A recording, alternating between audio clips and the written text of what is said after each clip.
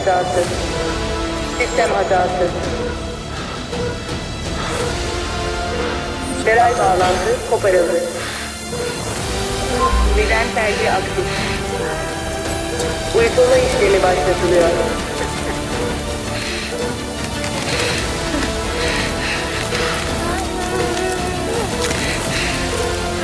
Veri silme işlemi devrede.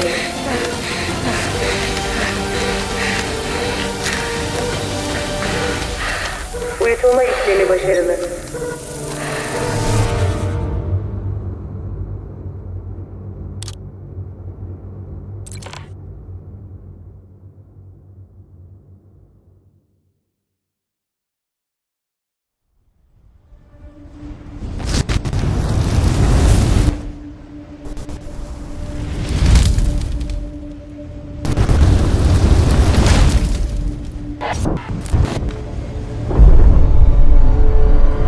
Adem.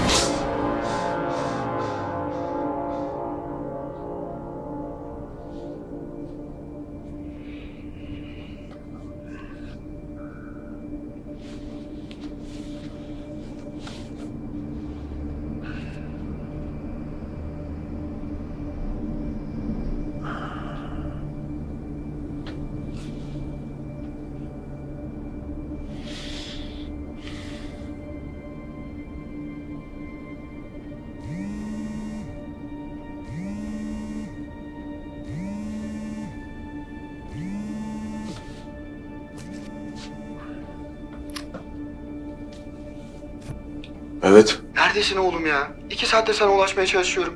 Niye telefona bakmıyorsun? Uyuyakalmışım, ne oldu? Ne demek ne oldu? Hani bugün yazın bitirmeyecek miyiz? Öyle konuşmadık mı? Oğlum adamlar kaç gündür bizden şu işi bekliyor. Bitirip verelim artık şunu ya. Şşş. Kime diyorum? Ben bir son kontrolleri yapayım. Test etmen için kodları atarım sana Yusuf. İyi. Peki ne zaman göndeririz? Bilmiyorum. Birkaç saate atarım herhalde. Adem, gözünü seveyim daha fazla geciktirme ya. Bak adamlar işi başkasına verecek. Biz de göt gibi ortada kalacağız, haberin olsun. Tamam Yusuf. Uzatma. Göndereceğim dedim ya. Oğlum var ya, şu işi bir bitir. Dile benden ne dilersen. Bak ben böyle şeyleri sevmiyorum. O ne öyle ay sonu elemanı gibi? Tamam bir şey demedim. Bitirince haber et bana. İyi hadi görüşürüz.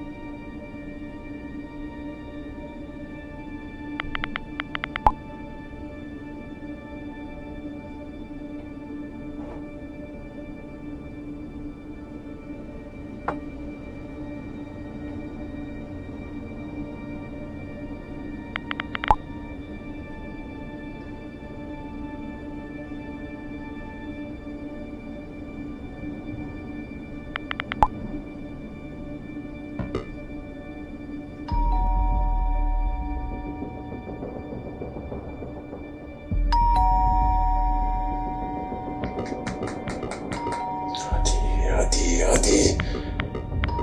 Tamam be.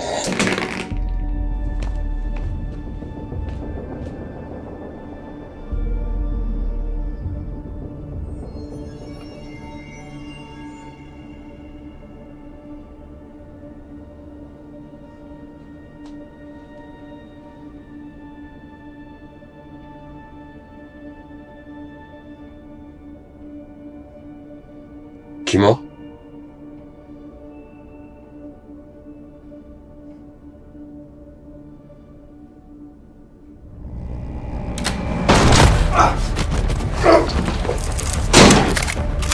Adam sen misin? Sen de kimsin? Sorma, cevap ver. Adam sen misin? Bekle! Bekle. Evet benim. Yok.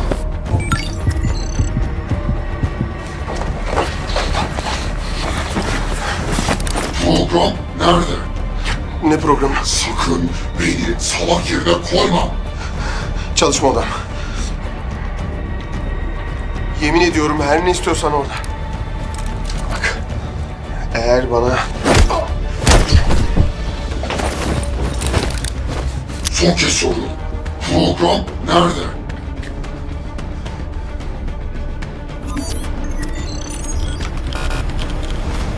içeride çalışma masamın üstünde yemin ederim. Tüm verilerim orada. Ne istersen al hepsi senin olsun. Uslu çocuk. Olduğu yerde kal.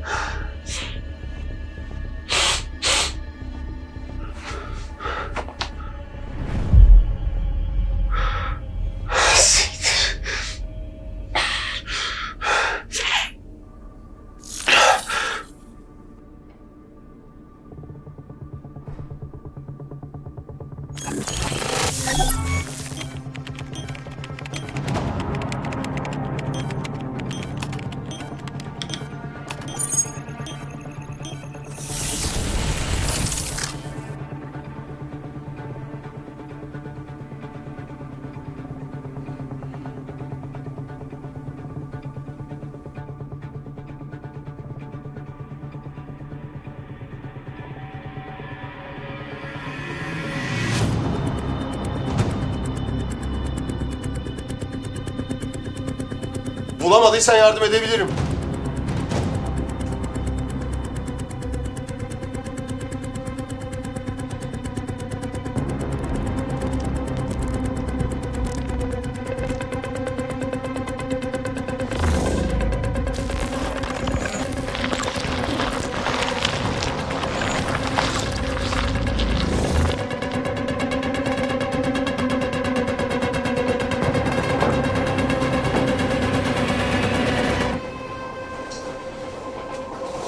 Hayırdır? Bir yere mi gidiyorsun? Tamam. Tamam sakin ol. Sakin. Tamam mı? Her şey yolunda.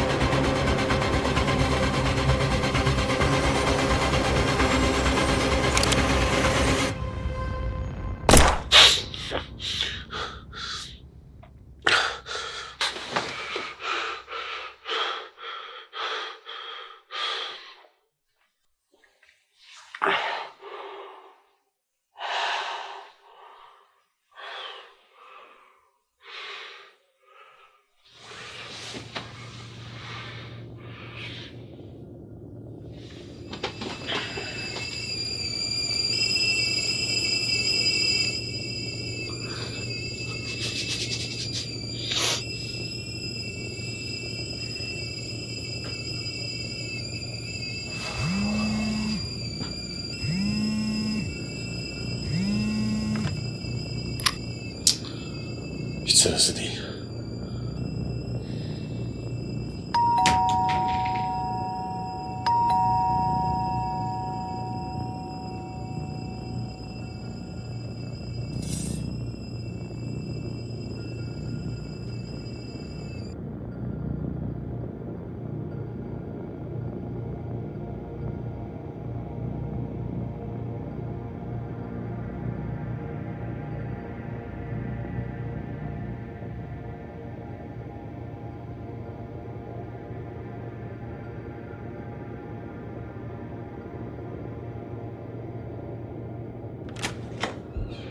İyi günler.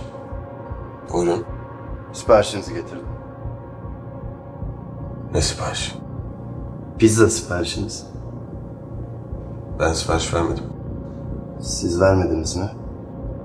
Adem Ertekin. Siz değil misiniz? Benim ama ben sipariş vermedim. Hadi ya. Ödemesi yapılmış. Emin misiniz? Ben sipariş vermedim. Anlıyorum. Bir karışıklık oldu o zaman. Kusura bakmayın. Bekle.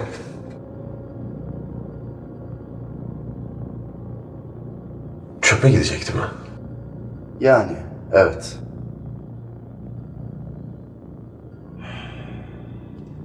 Ziyan olmasın.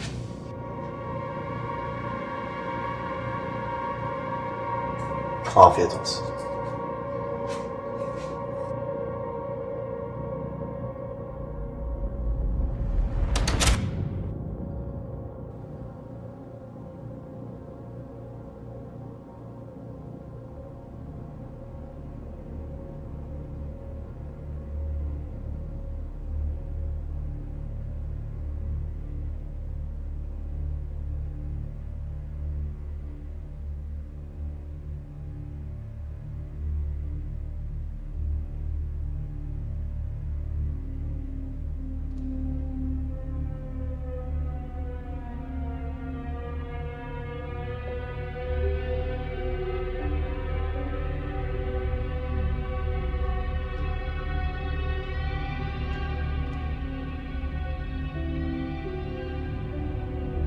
Bir haftadır kendisinden haber alınamayan kripto para borsası Fodex'in kurucusu olan Ferhat Özer'in müşterilere ait tüm cüzdanlardaki paraları Bitcoin'e çevirerek yurt dışına kaçtığı ortaya çıktı.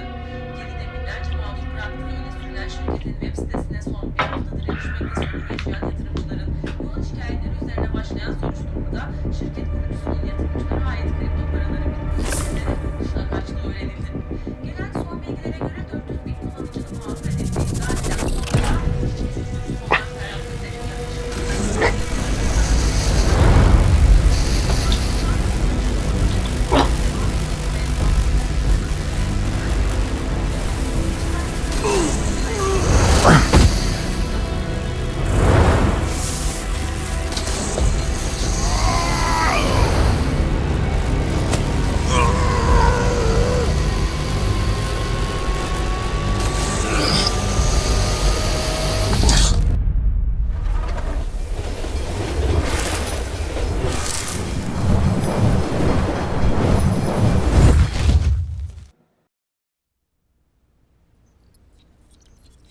Rüya?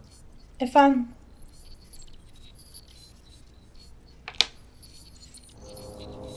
Ne? Ne gülüyorsun? Sıra sende, oyna hadi.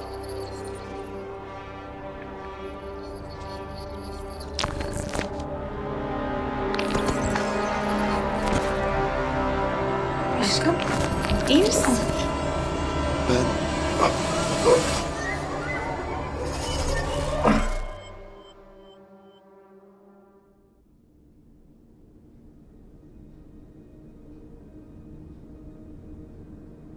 Kalk bakalım uykucu.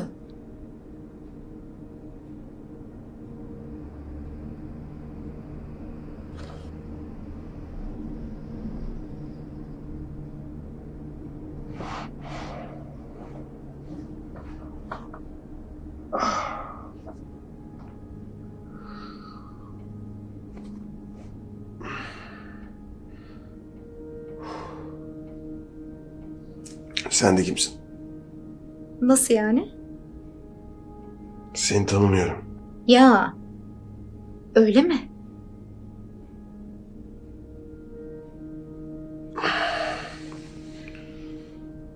Evime nasıl girdin? Haberin olsun. Şakaysa hiç komik değil. Bana ne oldu? Ne demek ne oldu? Her tarafım ağrıyor, sanki dayak yemiş gibiyim. Ne o? Benden habersiz dün gece bir yerlere mi gittin yoksa? Ne zamandır uyuyorum? Bilmem. Ben yarım saat önce geldim. Uyuduğunu görünce de uyandırmak istemedim.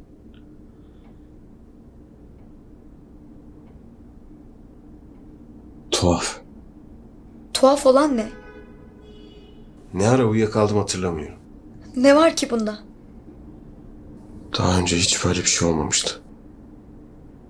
Bu aralar kendini işe fazla kaptırıyorsun. Ondandır. Ne iş? Ay aşkım lütfen saçmalama artık ya. Aşkım mı? Biz çıkıyor muyuz? Şaka yapıyorsun değil mi? Bugün günlerden ne? Lütfen bana bunun bir şaka olduğunu söyle yoksa çıkıp gideceğim. Adem ne oluyor? Bilmiyorum. Tarif etmesi zor. Bak eğer beni başından atmaya çalışıyorsan sonu hiç iyi olmayacak. Sen neden bahsediyorsun? Ya bana doğruyu söyle. Gitmemi istiyorsan giderim.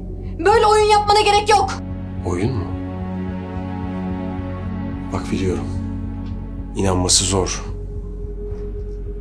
Ama ben adını bile hatırlamıyorum. Lütfen saçmalamayı kes artık. Şakanın hiç sırası değil. Sence şaka yapar gibi mi duruyorum? Aşkım lütfen beni korkutma ya. Bak, sana güzel bir kahve yapayım. İster misin? Eminim içince kendine gelirsin. Bence bir hastaneye gitsek daha iyi olacak. Sen ciddi misin? İnanması çok mu zor? Özür dilerim. Ben yine o aptalca şakalarından biri sandım. Tamam, şöyle yapalım. Ben şimdi hazırlanayım çıkalım olur mu?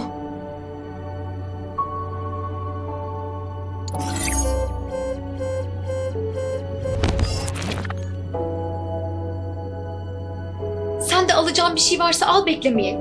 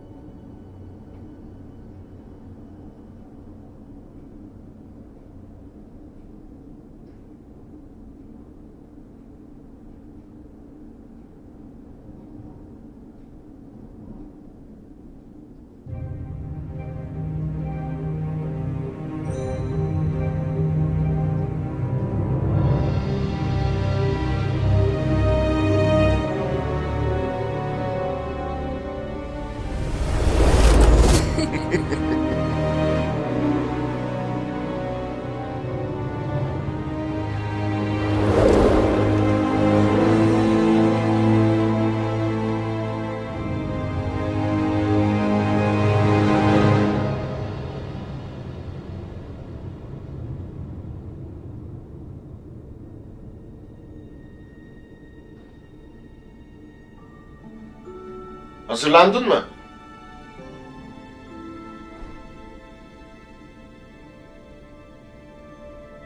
Hazırsan çıkalım.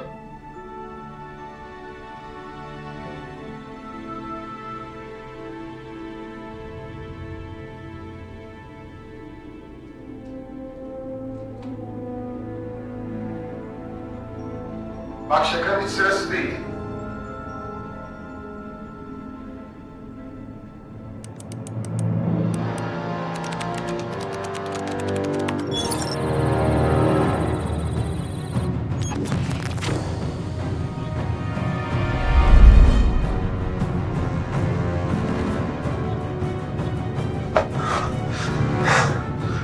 Tamam. Tamam sakin.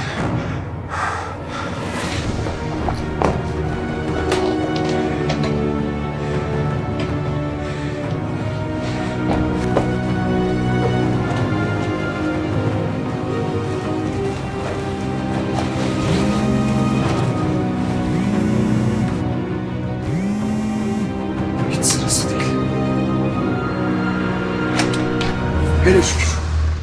Sen nereden çıktın? Dalga mı geçiyorsun? Bir saattir sana ulaşmaya çalışıyorum. Nasıl yani? Neden beni aramadın? Aramadığımı kim söyledi? Bir türlü telefona bakmıyorsun ki. Aradığını az önce gördüm. Bir yere mi gidiyorsun? Yolda anlatırım.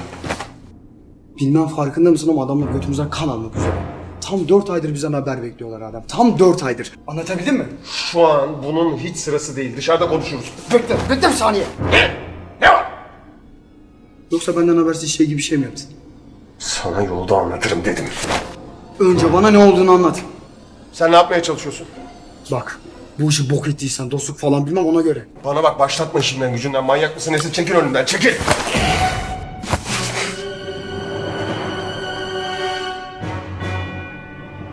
Üzgün. Bunu yapmana izin veremem.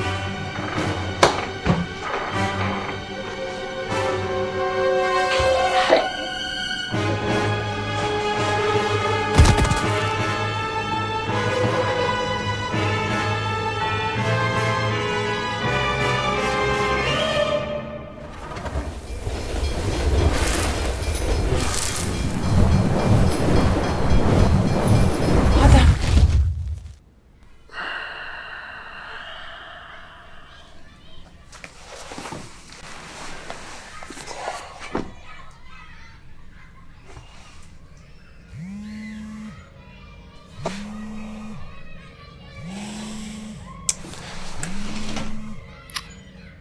Evet. Hele şükür.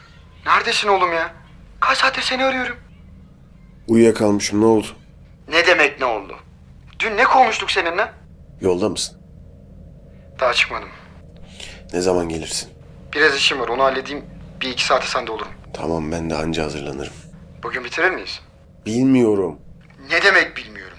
Oğlum senin yüzünden adamlar işi başkasına verecek haberin yok. Adamları kaç zamandır oyalıyoruz farkında mısın? Bitir verelim artık şu işi ya. Tamam Yusuf. Uzatma. Gelince bakarız. İyi. Gelince konuşuruz.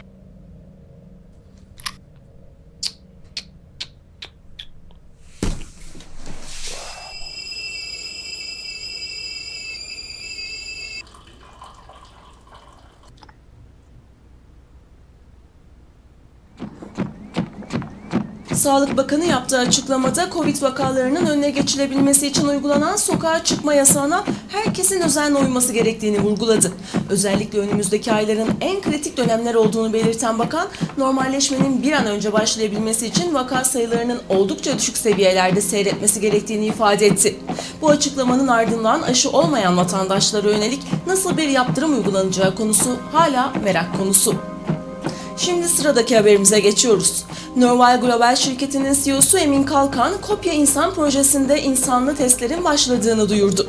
Şirketin 4 yıl önce başlattığı projede önemli ilerlemeler kaydedildiğini belirten Kalkan, ilk testlerin başarıyla tamamlandığını açıkladı. Bu gelişmenin ardından şirketin borsadaki hisseleri dikkat çekti ve yatırımcılarını sevindirdi. Hisselerdeki yükselişin devam etmesi bekleniyor. Kalkan önümüzdeki aylarda halka açık bir sunum yapmayı planladıklarını ve bu sunumun ardından kullanılabilir ilk sürümün piyasaya... Aşkitom. Ne haber hayatım? Ne o? Yoksa beni özlemedin mi? Özlediğimi biliyorsun. Hiç belli etmiyorsun ama. Şu sıralar biraz kafam dalgın. Ondandır. Yine mi iş? Ne zaman arasam hep meşgulsün. Bunu söylemek için mi aradın? Hayır. Bugün de çalışacak mısın? Maalesef. Hani bugün buluşacaktık? Öyle konuşmuştuk. Nasıl yani? Ne nasıl? Basbayağı buluşmak işte. Sokağa çıkma yasağında mı? Ay doğru ya. Ben onu unutmuşum. Bak ne diyeceğim. Ben bir yolunu bulur sana gelirim, olur mu? Ama bak birazdan Yusuf gelecek. Şu işi bugün teslim etmemiz gerekiyor. Çalışmamız lazım. Sonra bana kızma. Ha. Kaç gibi müsait olursun? Yusuf birazdan gelir. İş ne zaman biter bilmiyorum. Yani hiç gelme diyorsun. Hayır, seni haberdar ediyorum.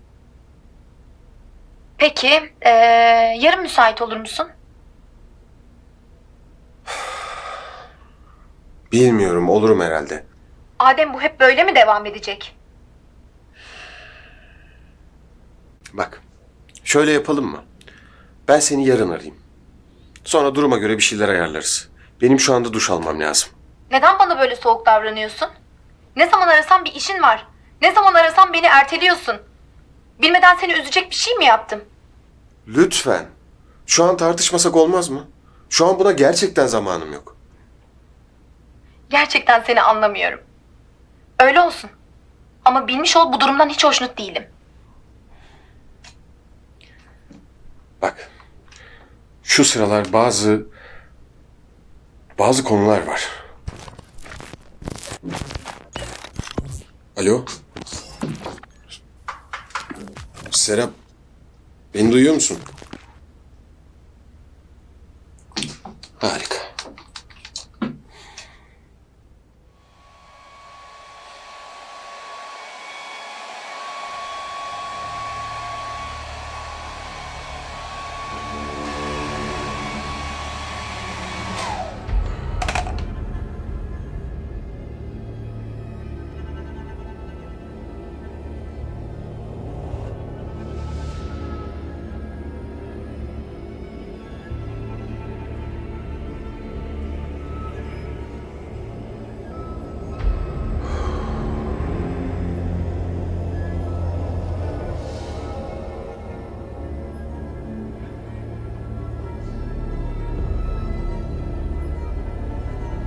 O ne şimdi?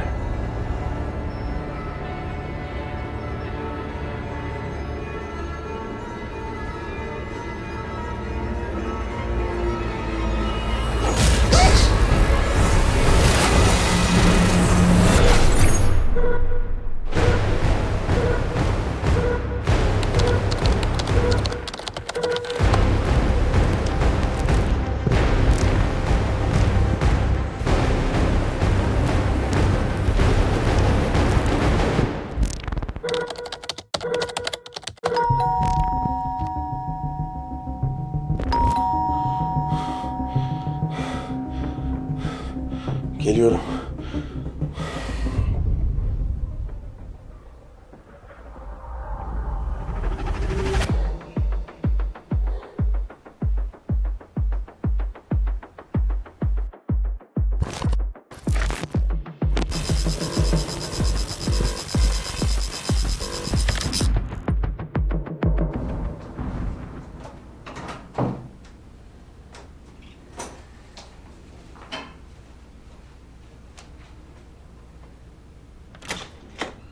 Neredesin oğlum ya? Ağaç oğlum burada. Üstümü giyiyordum. Gel. Gelirken az daha ceza yiyordum. Ne cezası? Tabii sen hiç dışarı çıkmadığın için. Hani sokağa çıkma yasağı var ya ondan bahsediyorum. Niye? Ne oldu ki? Ya kontrol varmış. 5 dakika boyunca izin belgesini aradım. Bulamasam cezayı yemiştim ben.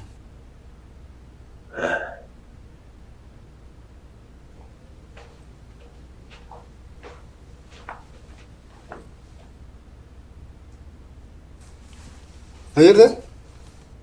Ne? Kafam başka bir yerde sanki. Yo. Nereden çıkardın? Ne bileyim, beni dinlemiyor musun gibi de. Ne bileyim öyle daldım yani. İçecek ister misin? Olur. Yiyecek bir şey var mı? Yarım kalan sandviç var. Gıcıksın oğlum.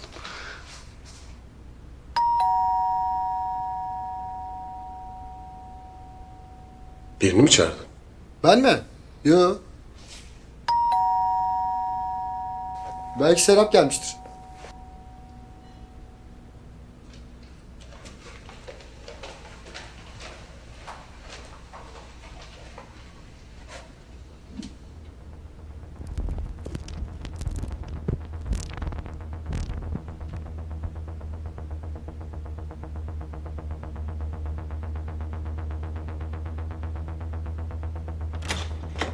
Neredesin oğlum ya? Ağaç oldum burada.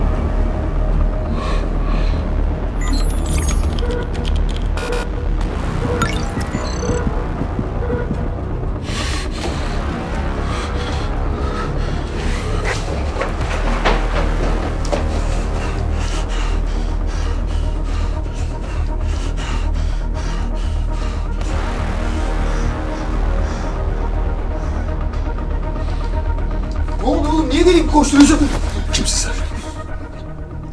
Ne demek kimim oğlum? Bıraksana yakamı. Delirdin mi? Bana bak. Seni az önce karşıladım. Birlikte içeri girdik. Seninle konuştuk. Ya bana bunu nasıl yaptığını mantıklı bir şekilde anlatırsın ya da seni burada öldürürüm, anladın mı? Ya oğlum manyak mısın? Ne karşılaması, ne gelmesi? Şimdi geldim ya.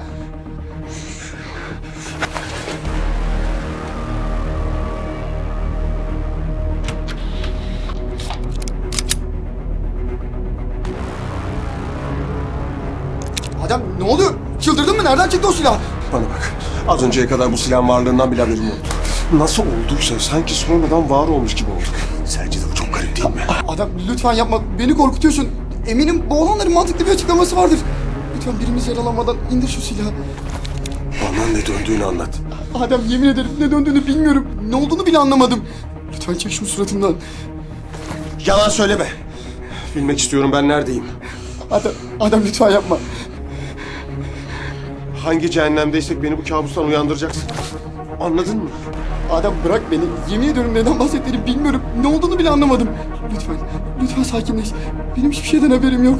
Hiçbir şey bilmiyorum yemin ederim. Neden böyle yapıyorsun? Ben sana ne yaptım? Lütfen indir şu silahı.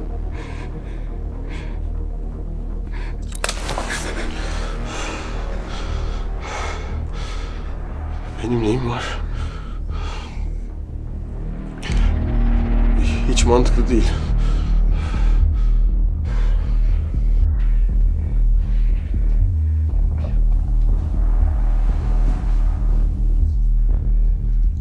Adem neler oluyor? Bilmiyorum. Bir şeyler oluyor ama ne olduğunu çözemiyorum. Aklımı kaçırmak üzereyim. Anlamıyorum. Ne anlatmaya çalışıyorsun? Sanki bir şey... Sanki... Bir şey bilmiyorum. Çözemiyorum. Ne söylemeye çalışıyorsun?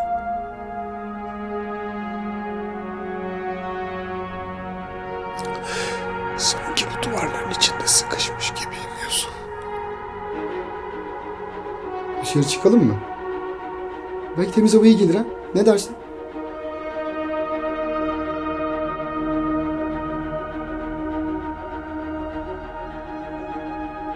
Bak, bence bu çok normal bir şey. Yani eminim başka insanlar da böyle şeyler yaşamıştır. Hem farkında mısın bilmiyorum ama son 6 aydır çok sıkı çalışıyoruz. Oğlum, ben bile bazen dün neydim hatırlamıyorum. Bu öyle bir şey değil. Doktora gidelim mi?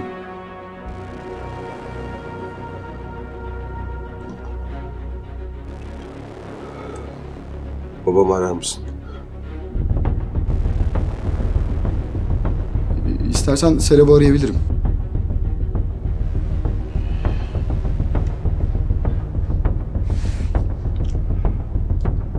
Sana söylemiştim Yusuf.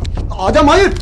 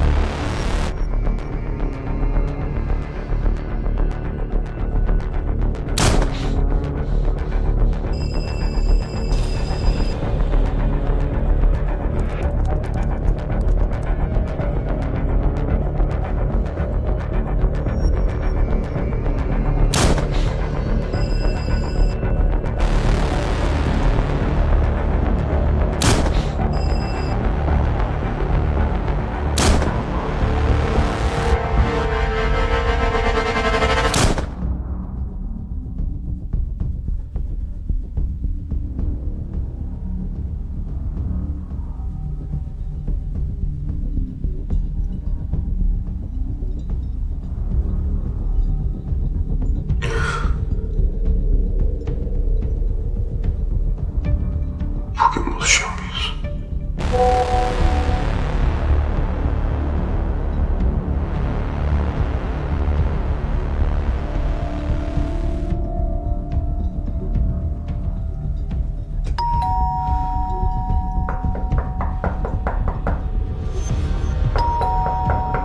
Adem! Adem! Adem! Orada mısın oğlum? Oğlum benim lan Yusuf. Adem! Kanka yazılım için konuşmaya geldim. Aç şunu. Uyarı. Sistem hatası. Feral bağlantı koparıldı.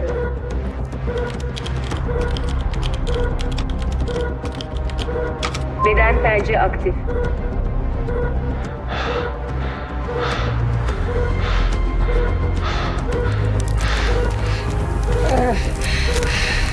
Uyutulma işlemi başlatılıyor.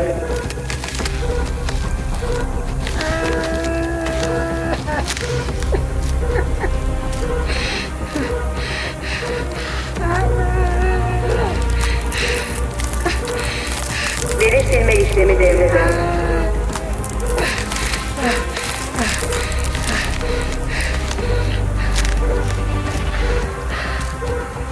Uyutulma işlemi başarılı. Uyarı. Veri silme işlemi tamamlanamadı. Veri silme işlemi tamamlanamadı.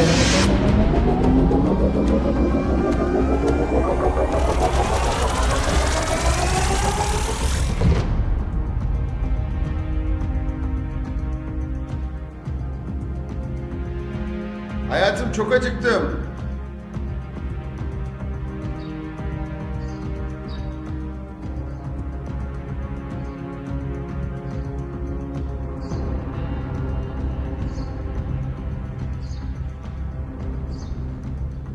Hey, bekle biraz. Hazırlığımı mahvetme. Bu benim en özel günüm. Ben başka bir gün olduğunu düşünüyordum ama yine de sen bilirsin. Şapşal. Sahi. Ne kadar satıldın? Fiyatın bir önemi yok canım. Artık bilinen bir sergim var. Bence bu kaçınılmazdı. İyi şeyler her zaman alıcısını bulur. Pazarlamacı gibi konuştun. Keşke hepsini satın alacak param olsa. Yalancı. Hayatım niye yalan söyleyeyim? Sonuçta harika tablolarım var. Hem sen bunu çoktan hak ettin. Öyle olsa bile malum. Kimse eserlerini görmeyince bir anlamı olmuyor. Neden? Yani her sanatçı eserlerinin görülüp beğenilmesini ister. Bazıları aksini söylese de ben öyle olmadığına inanıyorum. Gel buraya.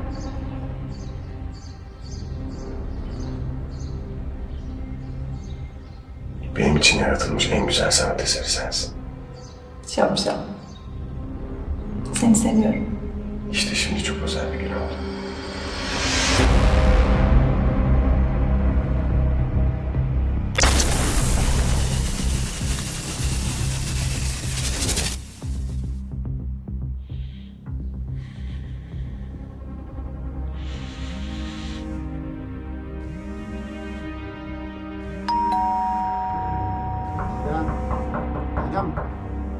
Adam bir kapıyı aç. Alo. İçeride olduğunu biliyorum lan. Aç şu kapıyı işte. Hadi be oğlum.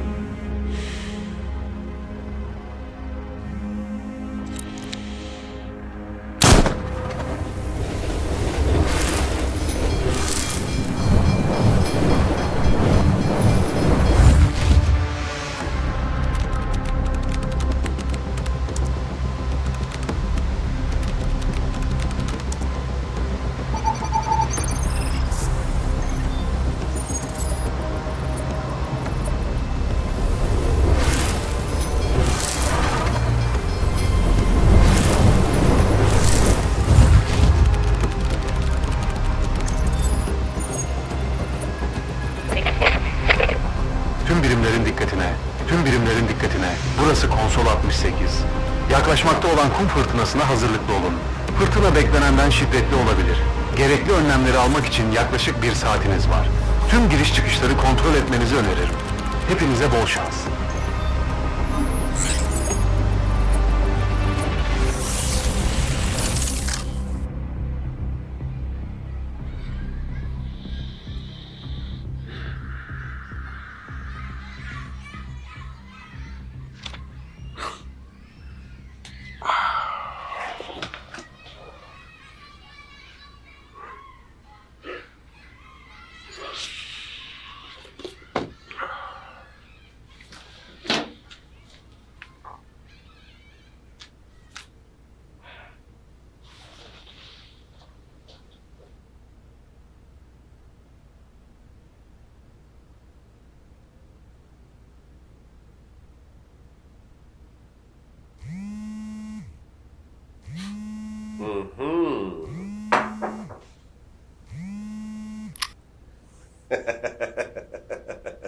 Neymiş? Öyle yüksekten atıp tutmayacakmışsın.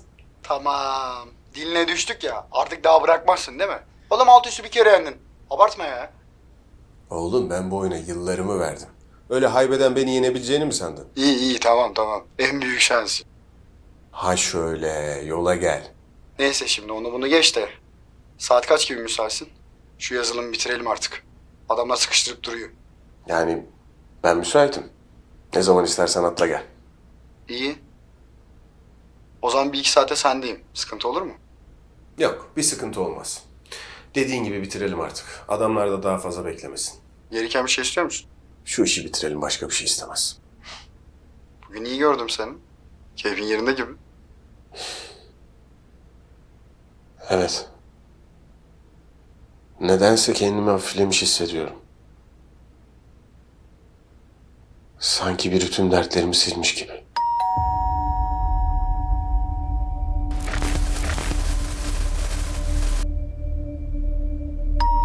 Ne kullanıyorsan ondan ben de istiyorum.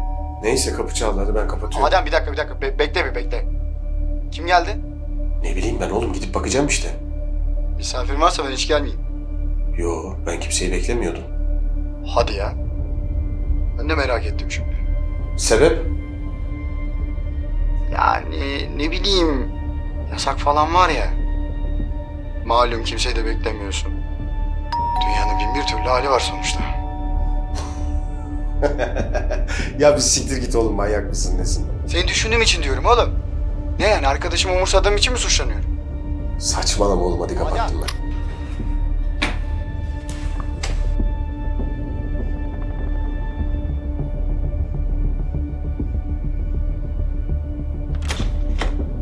Merhaba, iyi günler.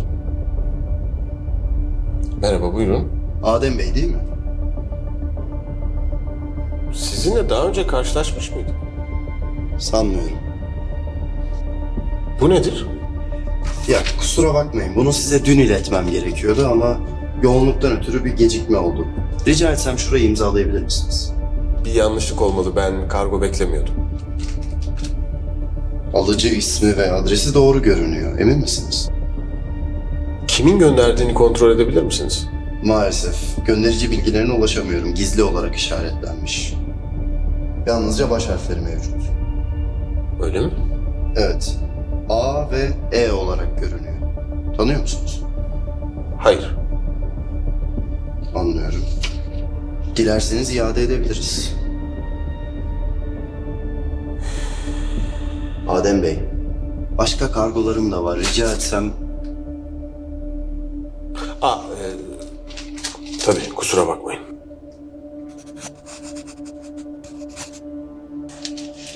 Teşekkür ediyorum. İyi günler. Sağ olun size de.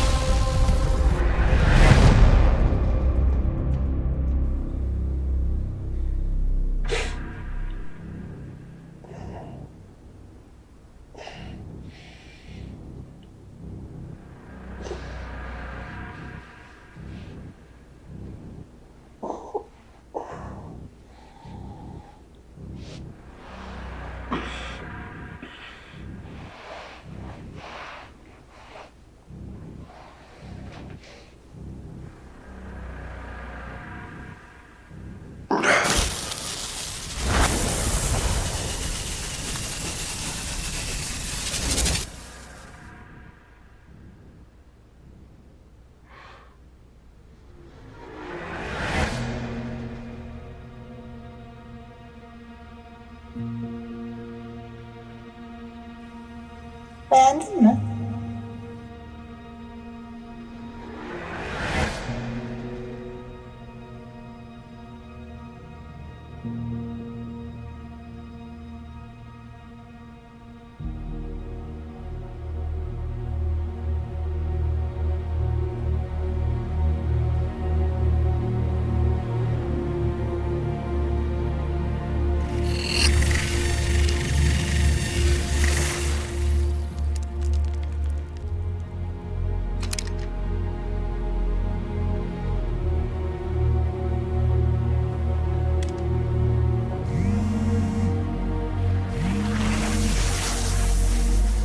Adem. Lütfen bunu yapma.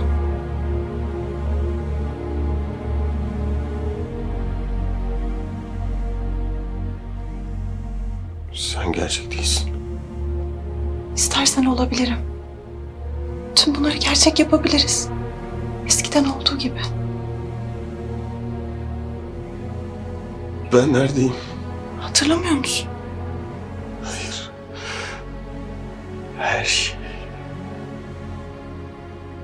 karma karışık. Senin için buradayım. Korkuyorum. Ne yapmam gerektiğini bilmiyorum. Sana anlatacağız. Tek yapman gereken dinlemek.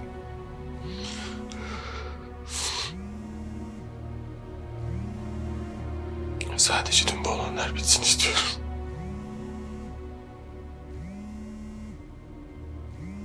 Bu senin elinde.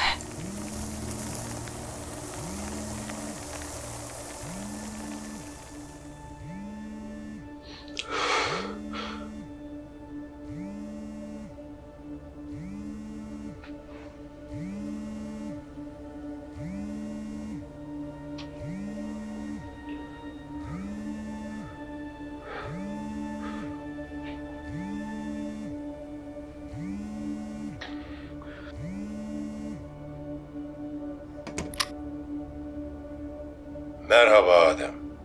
Sonunda tekrar konuşma fırsatımız oldu. Tekrar mı? Evet, sen hatırlamıyorsun fakat bu konuşmayı daha önce de yaptık. Kimsin sen? Beni dijital asistanın olarak düşünebilirsin. Sana yardım etmek için buradayım.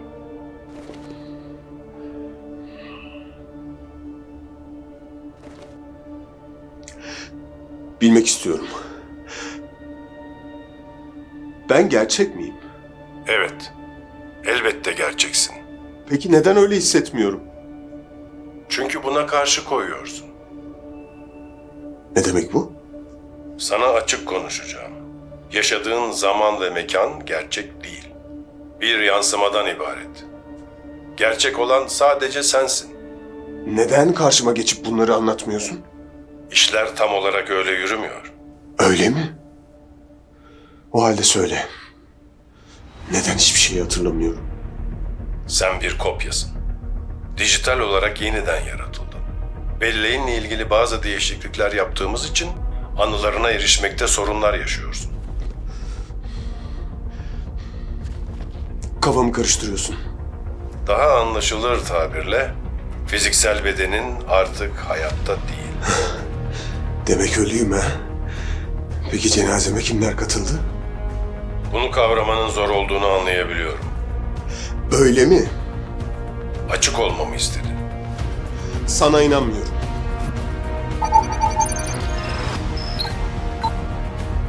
Şu an izlediğin bu kayıt, senin de içinde bulunduğun kriyojenik uyku merkezinden aktarılan bir canlı yayın.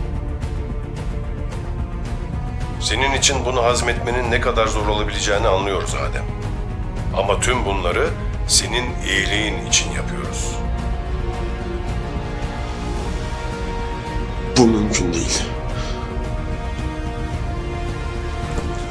Çıkmak istiyorum. Üzgünüm. Bunu istesem bile yapamam. Neden? Çünkü şu an bu mümkün değil. Saçma. Beni bu şeyin içine soktuğunuza göre dışarıda çıkarabilirsiniz. Bir konuyu iyi anlaman gerek. Çıkman için henüz hazır değiliz. Söylediklerinden hiçbir şey anlamıyorum. Sana yaşamak için ikinci bir şans verildi Adem. Ben de sana dışarı çıkmak istiyorum dedim. Artık hayatta değilsin. Dönebileceğin bir bedenin yok. Henüz.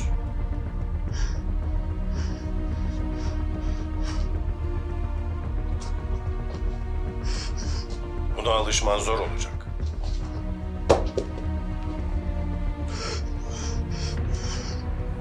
Madem ölüyüm, o halde nasıl burada olabiliyorum?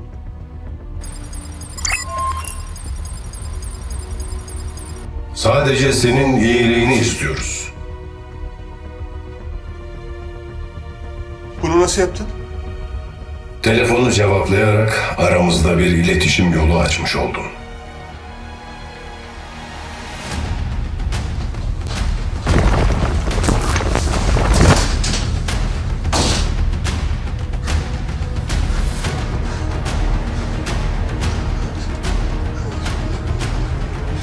Geleceğini düşünüyorsan bunu yapmak zorundasın. Bunu yapmaya hakkınız yok. Hakkındaki gerçekleri bilmek istemiyor musun? Beni burada zorla tutamazsınız. Aslında bunu sen istedin. Sana inanmıyorum.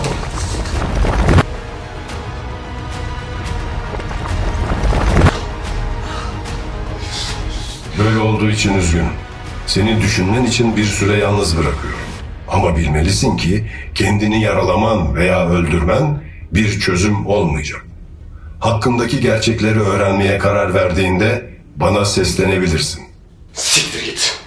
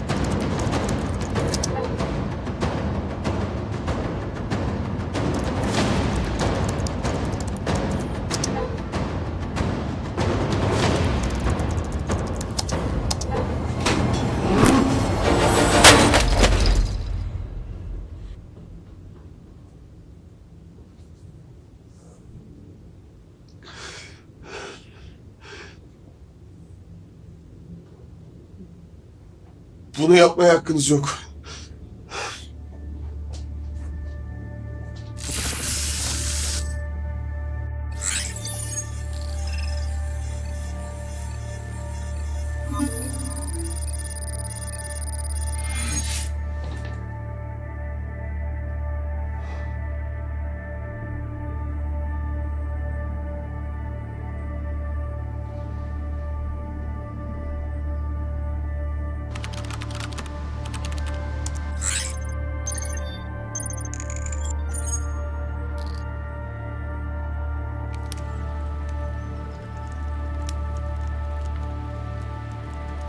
Selam kardeşim. Bunu yapmak nedense biraz tuhaf hissettiriyor. Eğer beni izliyorsan sakın gülme.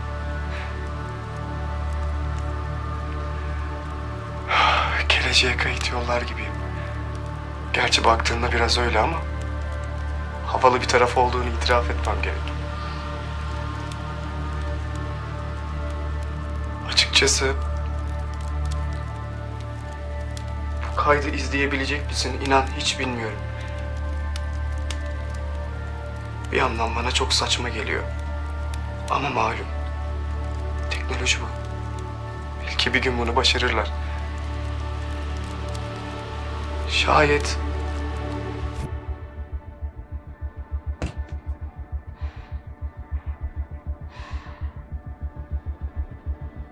Tamam. Sen kazandın.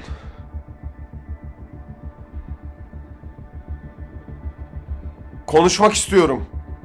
Bunu duyduğuma sevindim. Nereden başlamak istersin?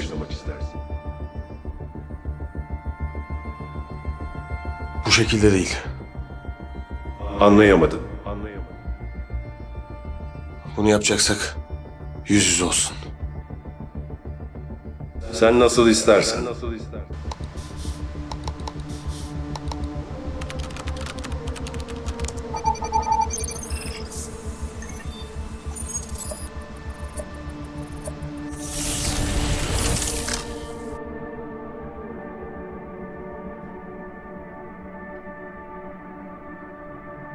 Sanırım böyle daha iyi.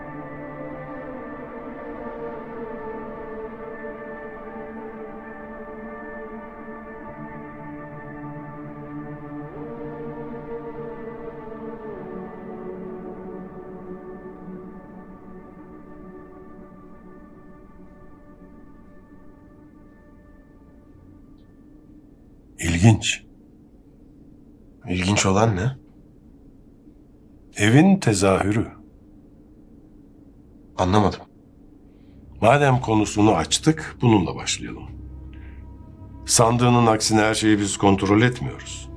Bulunduğun bu mekan, bilinçaltının bir yansımasıyla modellendi.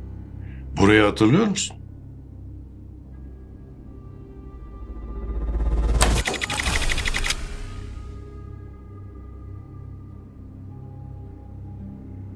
Hayır. Sadece bazı parçalar var. Anlıyorum. Peki sen kimsin? Programı inşa edenlerden biriyim. Bana ne olduğunu anlat. 2053 yılında akciğer kanserine bağlı olarak ölümün gerçekleşti. Neden bunu hatırlamıyorum? Bedenin şu an muhafaza ediliyor. Ölmeden önce beyninin dijital bir kopyası çıkarılıp sentetik bir taşıyıcıya yüklendi. Bir gün yeniden uyandırılman durumunda hiç ölmemiş gibi beyin fonksiyonlarının devam edebilmesi için bu kopya dünya programını icat ettik. Bu sorumun cevabı değil. Biliyorum. O halde cevap ver. Uyum sağlaman için anılarını silip yenilerini sentezledik. Seni test edebilmek için de bu programı yükledik. Her güne başladığında bizim yarattığımız bu sınırlı zaman çizgisinde yeniden ilerliyorsun. Daha açık olmak gerekirse bir nevi her gün senin için aynı gün. Her gün mü? Bu kaç kez oldu? Toplam 934 kez. Bu doğru olamaz. Neden? Uyandığımı anımsıyorum. O gördüğünü sandığın şey sadece bir yansıma. Anlamıyorum. Madem amaç bu dünyada yaşamak, o halde neden anılarımı sildiniz? İşte asıl sorulması gereken soru bu. Nasıl yani? Sen ilk değilsin. Bundan önce çok daha geniş çaplı bir program inşa ettik. İlk başlarda her şey amacına uygun olarak ilerliyordu. Fakat çok geçmeden bir şeyler olmaya başladı. Sebebini anlayamadığımız bir nedenden dolayı denekler bu yaşam formunu reddetmeye başlayınca program zamanla amacına hizmet edemez hale geldi. Biz de programı sonlandırıp yeni bir test programı yapmaya karar verdik. Sorunu daha iyi anlayıp çözebilmek için de bir döngü yarattık ve o alanı kısıtladık. Neden beni seçtiniz? Sana karşı dürüst olacağım. Geçmişiyle olumlu veya olumsuz bağı olan tüm denekler programdan çıkmayı istedi. Tıpkı senin gibi. Biz de madem geçmiş bu soruna neden oluyor, o halde onlara yeni bir başlangıç verelim dedik. Hatırlamadıkları bir geçmiş. Fakat bu kez hesaba katmadığımız başka bir şey oldu. Deneklerin kişilikleri tam anlamıyla değişmeye başladı. Öyle ki bambaşka kişiler haline geldiler. Daha ilginç olanıysa, yapay olarak sentezlenmiş hiçbir anı deneklerin gerçeğe ulaşmasına engel olamadı. Bir şekilde geçmişle olan bağlarını yeniden kurmayı başardılar. Üstelik tüm o kontrol edilebilir sentetik bilince rağmen. Bunun sonucu olarak da programda kalmayı reddettiler. Peki beni özel kılan ne? Hiç. Sadece programa katılmayı istedin, biz de bunu yaptık. Bu doğru değil.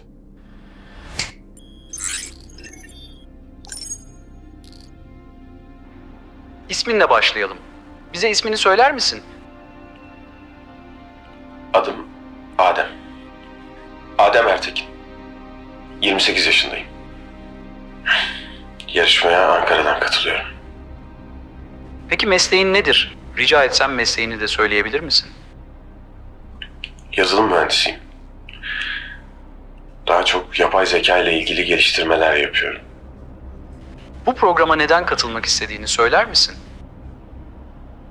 Bunu kayıt formuna zaten yazmıştım. Tekrar söylemesem. Lütfen. Kayıt için açıkla bize.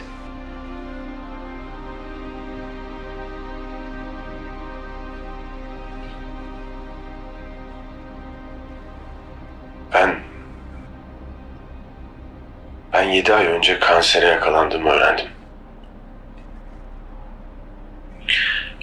Bu bende bayağı bir hayal kırıklığı yarattı. Belli bir zaman geçtikten sonra hastalığımla ilgili araştırmalar yapmaya karar verdim.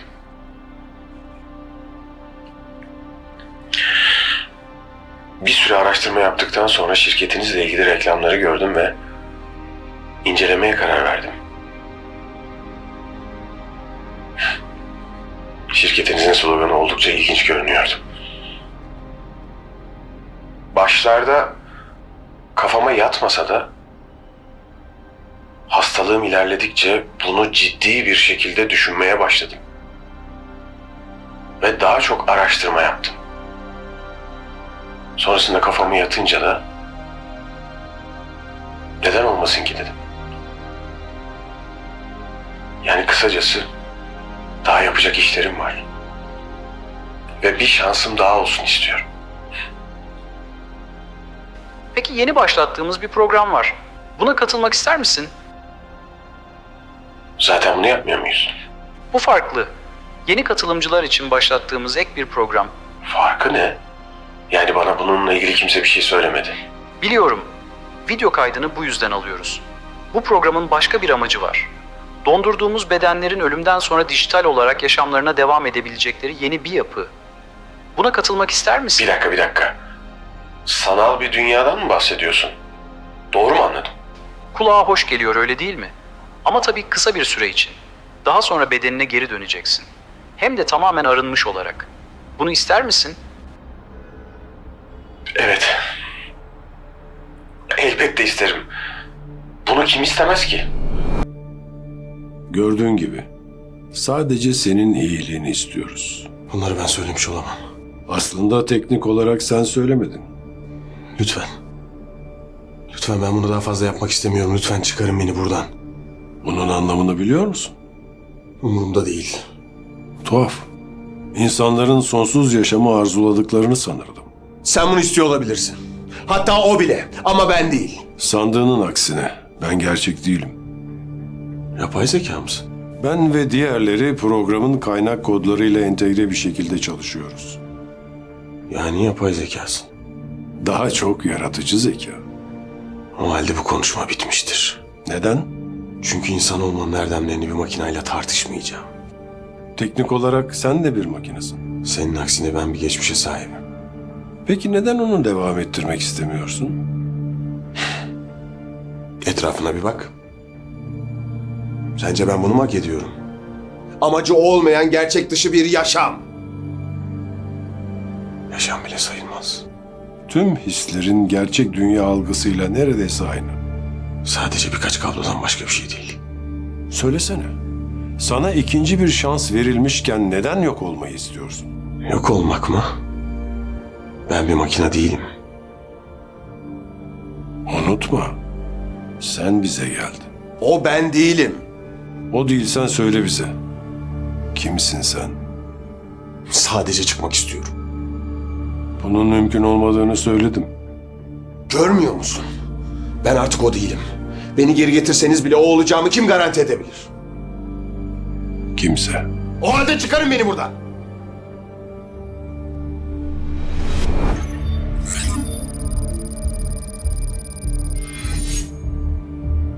Pekala. Dileğini yerine getireceğiz fakat bir soruyu yanıtlaman gerekiyor. Ne sorusu? Sana geçmişi hatırlatan neydi? Buna neyin sebep olduğunu bilmemiz gerekiyor. Çıkmak istiyorsan bunu hatırlaman gerek.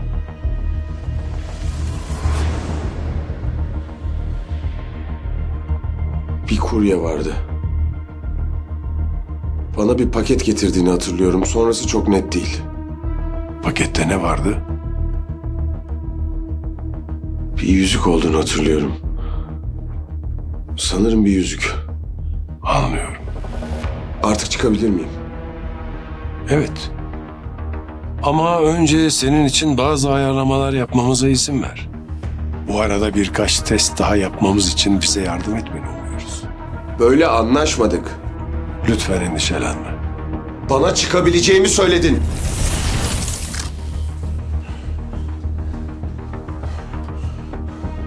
Size hiçbir şey anlatmayacağım. Beni duydunuz mu? Hiçbir şey öğrenemeyeceksiniz. Sizden nefret ediyorum. Buradan nefret ediyorum. Hepinizden nefret ediyorum. Bana bunu yapmaya hakkınız yok. Benden hiçbir şey öğrenemeyeceksiniz. Size hiçbir şey anlatmayacağım. Beni duydunuz mu? Programınızdan da sizden de buradan da nefret ediyorum. Çıkmak istiyorum.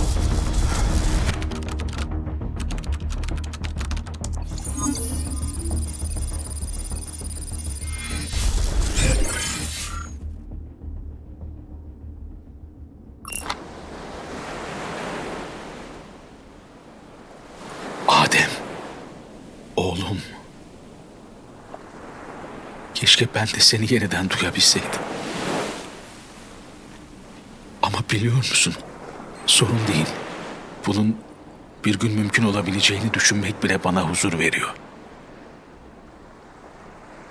Şirket bir süre önce beni arayıp bir mesaj kaydetmemi isteyince söyledikleri şeyi belki bir gün başarırlarsa sesimi duyman sana iyi gelebilir diye düşündüm.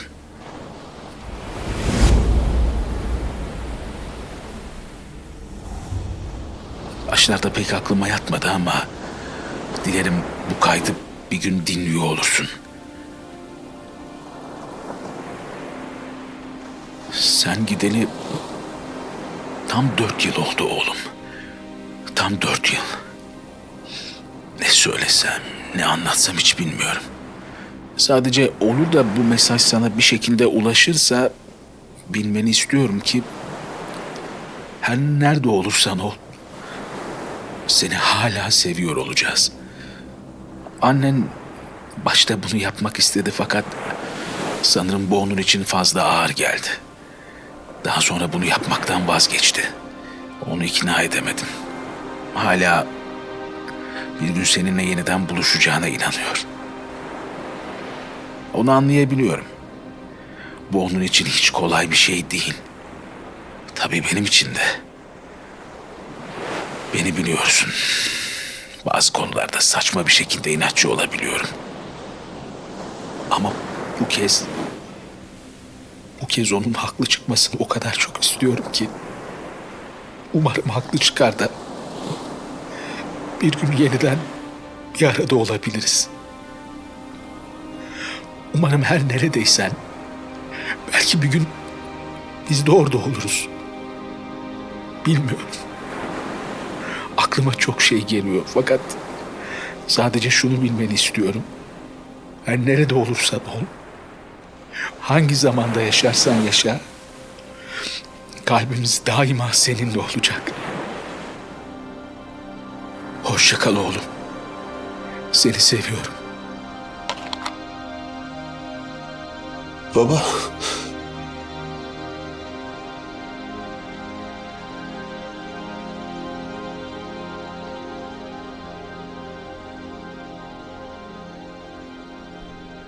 Onunla konuşmak istiyorum. Sana onunla konuşmak istiyorum dedim. Üzgünüm. Ailen artık hayatta değil.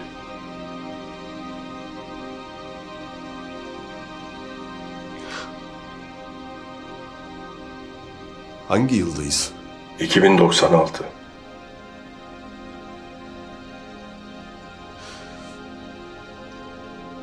Peki ya onlar? Onlar da programa katıldı mı? Hayır. Ailenin geri kalanı programa katılmayı istemedi. O halde söyle. Onların olmadığı bir dünyada yaşamak isteyeceğimi size düşündüren ne? Tanrı'ya inanır mısın? Sen Tanrı değilsin. Ama ona inanıyorsun. Bu neyi değiştirir? Hala bir insan olduğunu. Evet.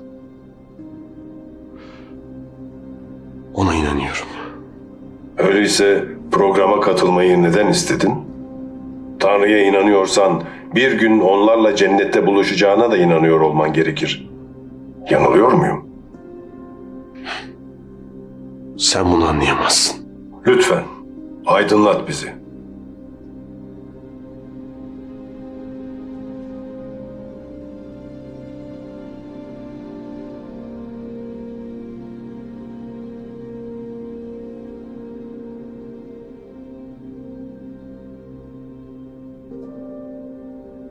Korkmuştum.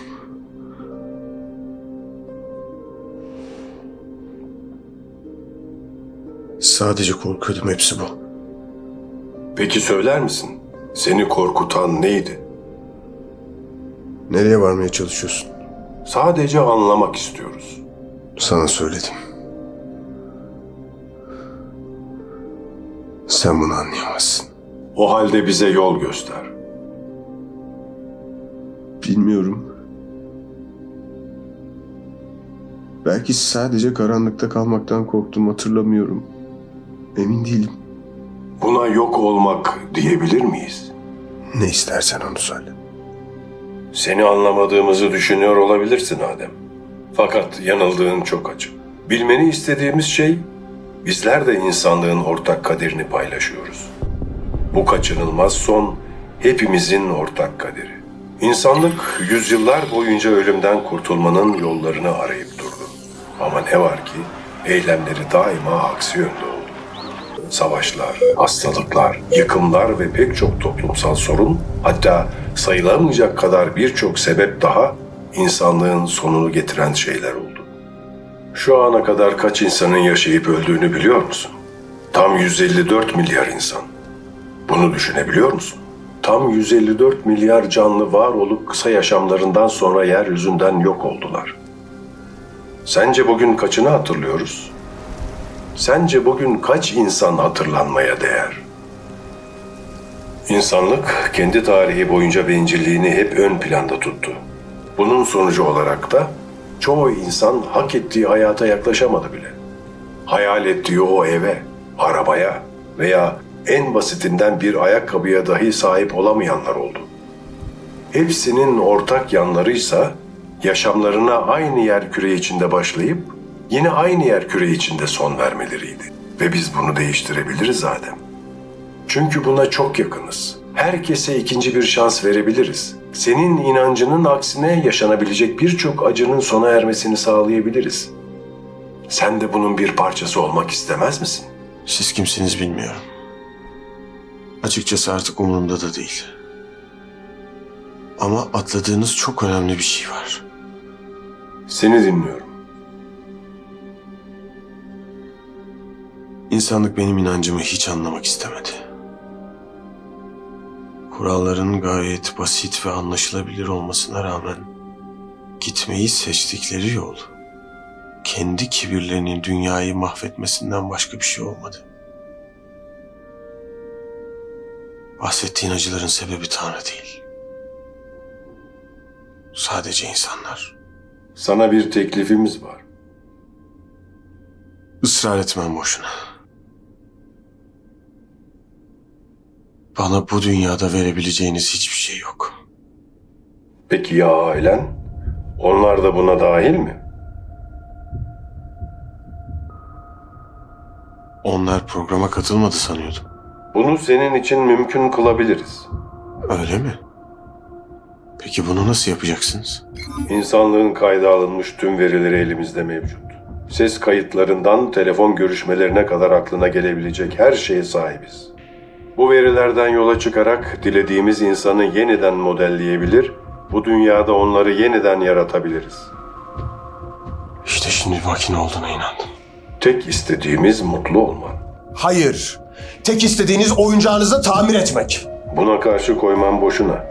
Bu sistem dışında artık var olamazsın. O halde neden fişi çekip bu işi şimdi bitirmiyorsun? Çünkü söz konusu insanlığın geleceği. Ve artık sen de bunun bir parçasısın. İstesen de, istemesen de. Öyle mi? O halde gel bunu yüzüme karşı anlat.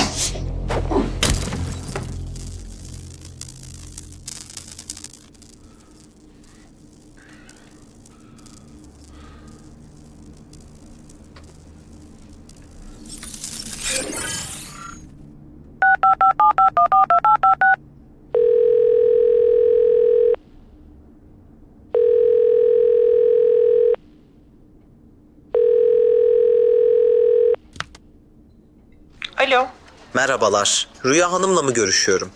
buyurun benim. Siz kimsiniz? Rüya Hanım rahatsız ettiğim için lütfen kusura bakmayın. Ben Norval Global'den Samet. Müsait misiniz acaba? Buyurun, size nasıl yardımcı olabilirim? Rüya Hanım biliyorsunuz ki her 4 yılda bir muhafaza ettiğimiz program katılımcılarının yakınlarından video veya ses kayıtları alıyoruz. Bu yıl bunu erken yapmaya karar verdik. Acaba bu yıl bize katılabilecek misiniz? Bunu öğrenmek için sizi aradım. Bakın, ben artık bunu yapamam. Şirketinize bununla ilgili daha önce bilgi vermiştim. Bir saniye lütfen. Sanırım gözden kaçmış Rüya Hanım. Rahatsız ettiğim için lütfen kusura bakmayın. Yo, önemli değil.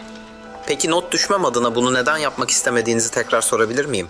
Arkadaşlarım sonrasında sizi tekrar aramayacaktır. Tabii yanıtlamak zorunda değilsiniz. Çok uzun zaman oldu ve bunu yapmak benim için hiç kolay değil. Artık bir ailem var. Onlarla ilgilenmeliyim. Peki son olarak bu konuşmayı ona dinletmemizi ister misiniz? Lütfen bunu yapmayın. Anlıyorum. Bunu not aldım Rüya Hanım. Zaman ayırdığınız için teşekkür ederim. Kapatmadan bir şey sorabilir miyim? Tabii buyurun. Sizi dinliyorum. Benimle ilgili anıları silebilir misiniz? Bu mümkün mü? Bundan pek emin değilim Rüya Hanım fakat dilerseniz ilgili departmanlarla görüşüp size bilgi vermelerini sağlayabilirim. Eğer böyle bir şey mümkünse beni hatırlamasını istemiyorum. Bu ona sadece acı verecektir. Anlayışınız için çok teşekkür ederim. Söylediğim gibi konuyla ilgili bilgi vermelerini sağlayacağım. İyi günler dilerim. Teşekkür ederim. Size de.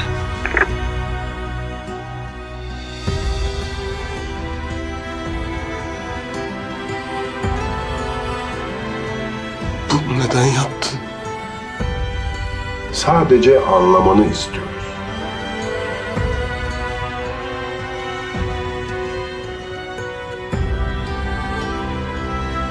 Gerçek dünyada senin için acı ve unutmak isteyeceğin geçmişten başka bir şey kalmadı. Neden yaptın bunu neden? Oysa sana vaat ettiğimiz bunların çok ötesinde. Tek yapman gereken bunu istemek. Direnmen boşuna. Seni bir maymun gibi oynatmaya devam edebiliriz. Ve bizi durdurabilecek hiç kimse yok. Oysa sadece mutlu olmanı istiyoruz. Allah ne olur yardım et.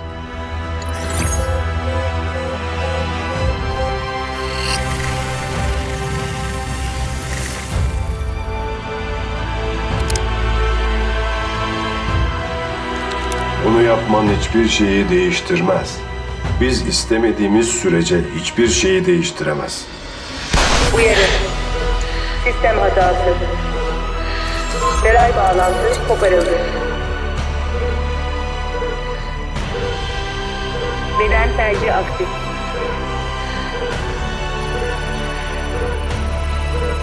Uyutulma işlemi başlatılıyor.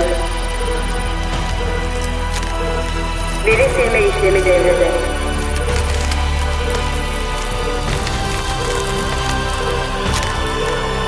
Uyutulma işlemi başarılı. Uyarı. Veri silme işlemi tamamlanamadı.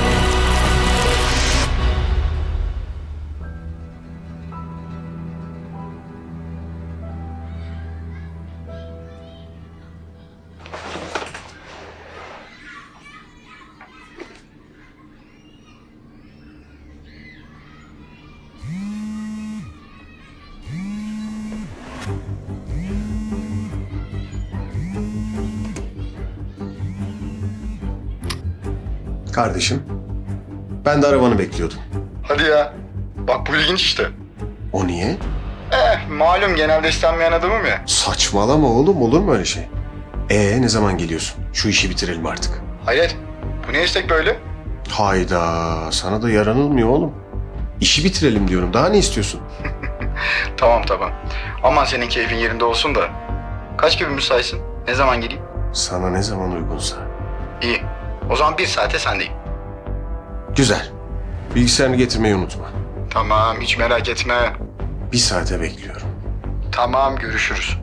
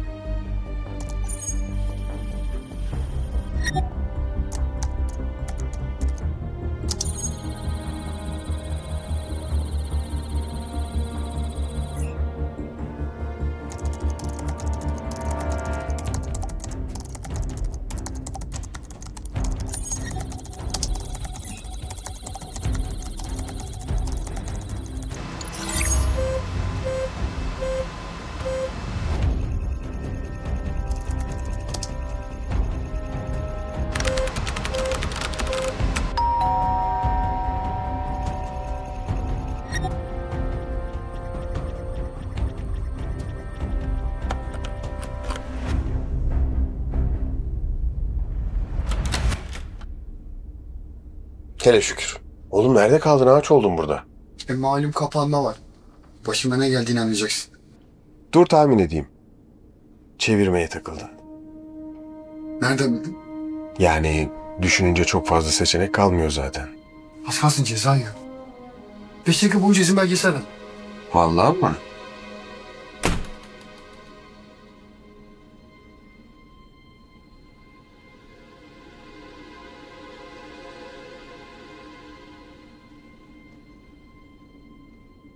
Sen bilgisayarını kur. Ben içecek bir şeyler hazırlarım. Ben de tam onu diyecektim. Yiyecek bir şey var mı? Var, merak etme, hazırlarım şimdi. İçim yandı ya. Bugün hava çok sıcak.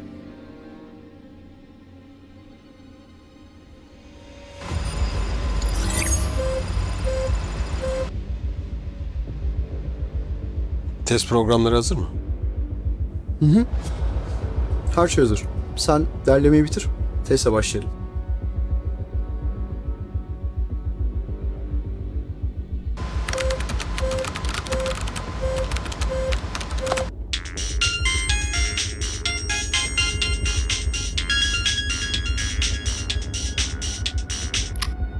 Efendim anne. Ne zaman oldu? Durum var mı? Bir şey var mı? Tamam. Ben hemen geliyorum. Hemen geliyorum. Hayırdır ya? Ne oldu? Babam trafik kazası geçirmiş. Hastaneye kaldırılıyormuş. Benim acil gitmem lazım. Sonra devam etsek olur mu? Hadi ya. Demek baban kaza geçirdi. Durumu iyi mi bari?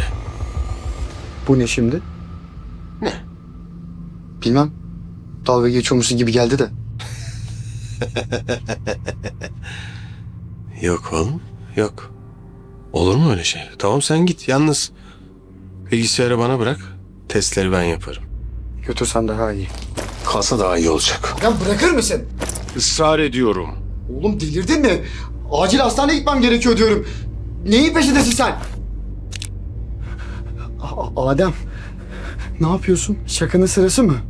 Seninle tartışmayacağız. Bilgisayarı bırak ve defol.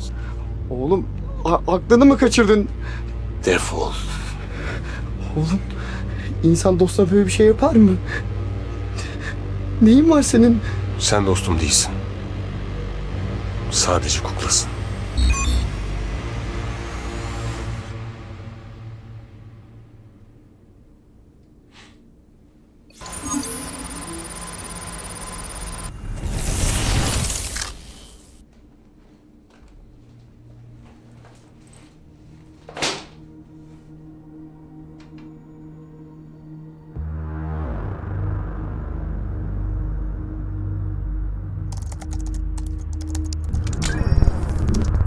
Bunu yapman hiçbir şeyi değiştirmez. Ben de seni bekliyordum. Geri dönebileceğini mi sanıyorsun? Bunu hiç istemedim. Onunla hiçbir şey yapamazsın. O halde korkmana gerek yok. Kontrolün bizde olduğunu unutuyorsun. Aksine. Her şeyi hatırlıyorum. Yapay zeka mısın? Ben ve diğerleri programın kaynak kodlarıyla entegre bir şekilde çalışıyoruz. Bir makineyle insan arasındaki fark nedir biliyor musun? Bunu neden yapıyorsun? Bir insan zekanın sınırlarını daima aşabilir. Tek istediğimiz mutlu olman. Sen ve diğerleri ben gittikten sonra programla istediğinizi yapabilirsiniz. Ama bilmelisin ki asla işe yaramayacak. Lütfen bunu yapma.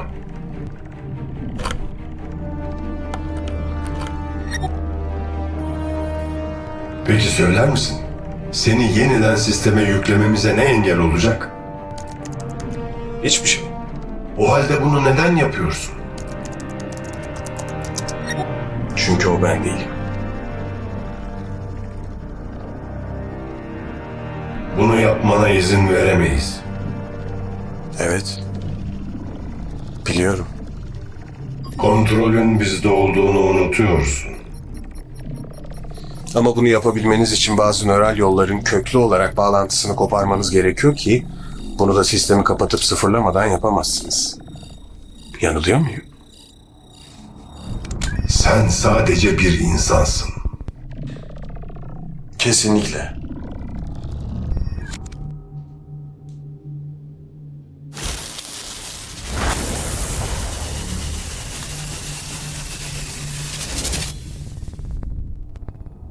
Ona asla ulaşamayacaksın. Oysa biz bunu sana verebilirdik. Lütfen bunu yapma. Bunun için çok geç. Sana gerçek bir beden verebiliriz. Bunu yapamayacağını ikimiz de biliyoruz. Bu tam olarak doğru değil. Amacını anlayabiliyorum. Bahsettiğim gerçek bir beden değil.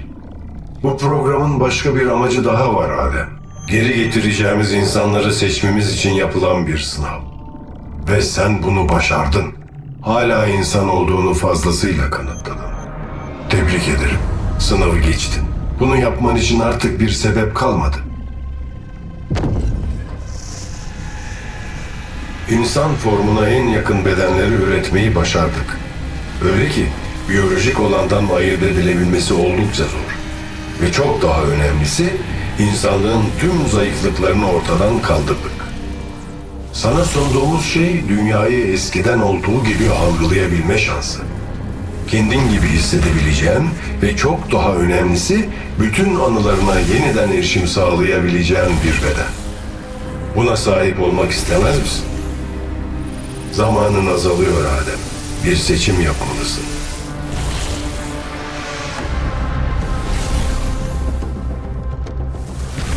Peki ya ailem? Onları geri getirebileceğini söylemiştin. Eğer teklifini kabul edersem bunu yapabilir misin?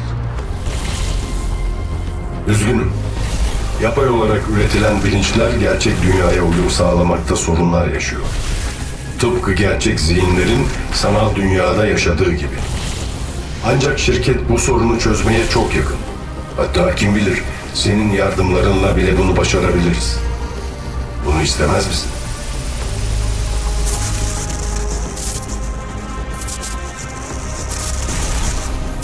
Geri döndüğümde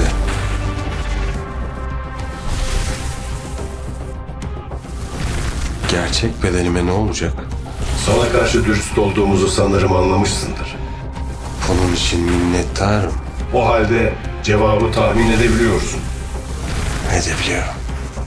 Peki seçim yapmaya hazır mısın?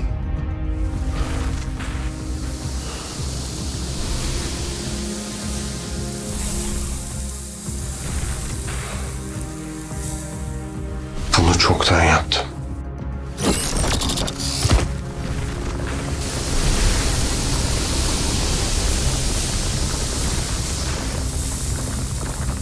O halde neden bunu durdurmuyorsun? Cevabı tahmin edebiliyor musun? Seni aptal. Sana yeniden yaşama fırsatı sunuyoruz ve sen bunu reddediyorsun. İşte bu seçim aptal ırkınızın yapacağı bir şey. Sana anlatmaya çalıştım. Bir makine insan seçimlerini asla anlayamaz. Bilmek istiyorum. Ne istiyorsun? Sadece eve gitmek.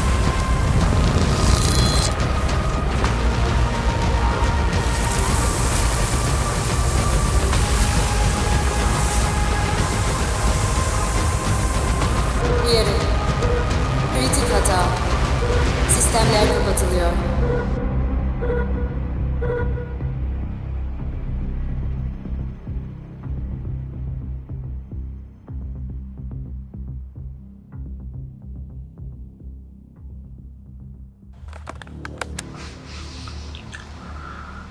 Rapor kaydı 985. Tarih 25 Mart 2054. Günlerden çarşamba. Son program testi beklendiği gibi yine başarısız oldu.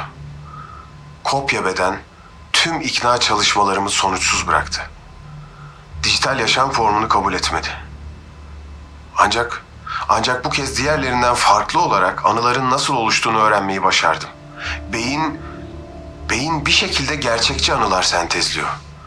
Sanırım bilincin kendini korumaya aldığı bir tür mekanizma olsa gerek. Bunu hangi yolla nasıl yaptığını hala tam olarak bulamadım. Tüm engellemelerime rağmen sistemi sürekli olarak atlatmayı başardı.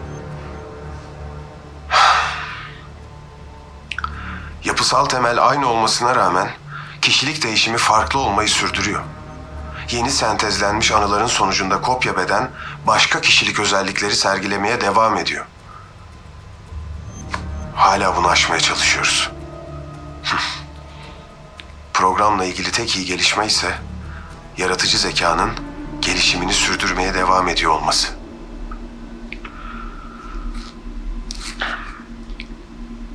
Kişisel düşüncem şu an için bunun tekrar işe yaramayacağı yönünde.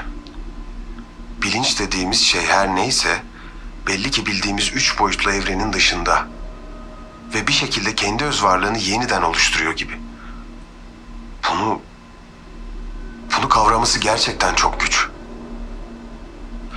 Eğer Pandora'nın kutusunu açmayı başaramazsak, bundan sonrası için ne yapacağımı hiç bilmiyorum. Temiz su kaynaklarımız tükenmiş durumda. Dünya her geçen gün ısınmaya devam ediyor. Yaşamak gittikçe zorlaştı.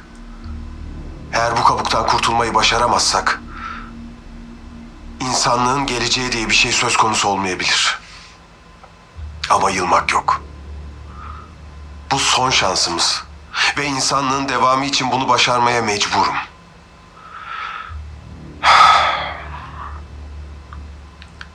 Sanırım hepsi bu kadar.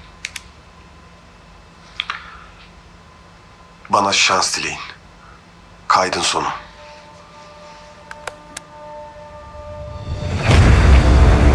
Tüm birimlerin dikkatine, tüm birimlerin dikkatine. Fırtına şiddeti artırmaya devam ediyor. Sığınak girişlerini kontrol etmeyi unutmayın. Tekrar ediyorum, sığınak girişlerini kontrol etmeyi unutmayın. Bağlantımız her an kesilebilir. Bulunduğunuz bölgeyi terk etmeye kalkmayın. Anlaşıldı mı? Bu uyarı tekrar edilmeyecek. Kimse bölgesini terk etmesin.